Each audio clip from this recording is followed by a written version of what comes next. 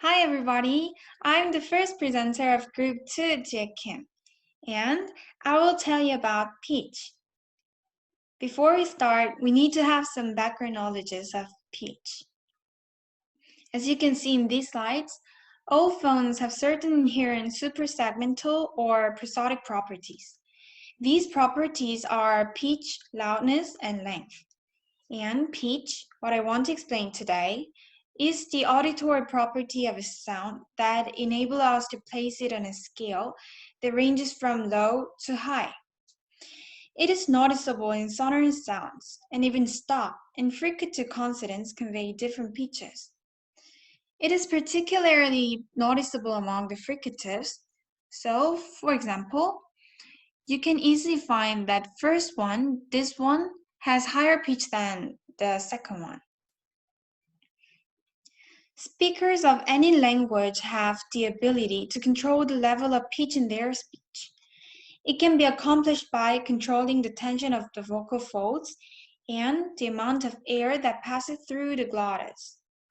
So, the combination of tense vocal folds and greater air pressure results in higher pitch on vowels and sonorant consonants.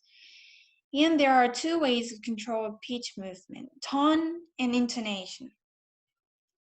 Tone makes differences in word meaning by differences in pitch. When a speaker of the tone language Mandarin pronounces the form ma with a falling pitch, ma, just like this, it means scold. When the same form is pronounced with a rising pitch, ma, the meaning is hand. Unlike Mandarin, which has falling and rising tones, some languages show only what are known as level tones. And on Athabascan language spoken in Alberta is an example. Level tones that signal meaning differences are called register tones. 2 or 3 register tones are the norm in most of the world's register tone languages, though 4 have been reported for Mazatec, a language spoken in Mexico. In Mende, spoken in West Africa, certain polysyllabic forms show the same tone on each syllable. In some languages, tones can change pitch within a single syllabic element. Moving pitches that signal meaning differences are called contour tones. In Mandarin, as you can see in this picture, both register and contour tones are heard. Tone can sometimes have a grammatical function. In Bini, a language spoken in Nigeria, tone can signal differences in the tense of a verb. Next, let's talk about intonation. Pitch movement in spoken utterances that is not related to differences in word meaning is called intonation. Intonation often serves to convey information of a broadly meaningful nature.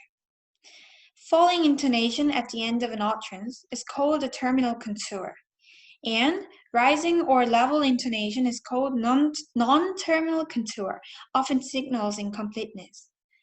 Non-terminal contours are often heard in the non-final forms found in lists and telephone numbers. And in questions, final rising intonations also signal a kind of incompleteness in that they indicate that a conversational exchange is not finished. However, English interrogatives that contain question words like who, what, when, and how ordinarily do not have rising intonation. And this is the normal, formal way of representing intonation. Rising intonation can bring a few more effects. Rising intonation on names or requests is commonly heard in addressing people. Margot, is that you? Is an example for this, and it is often used to express politeness. The tone and intonation we talked about above are not mutually exclusive. Tone languages show intonation of all types. This is possible since tones are not absolute but relative pitches. As long as relative differences maintain, the pitch distinctions will also be maintained.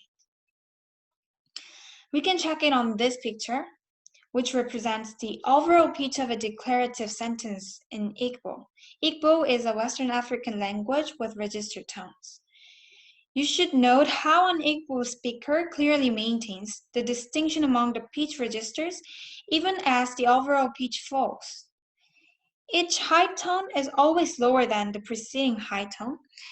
H means high tone. H represents the high tone, but higher than the low tone, L for low tone, that immediately precedes it.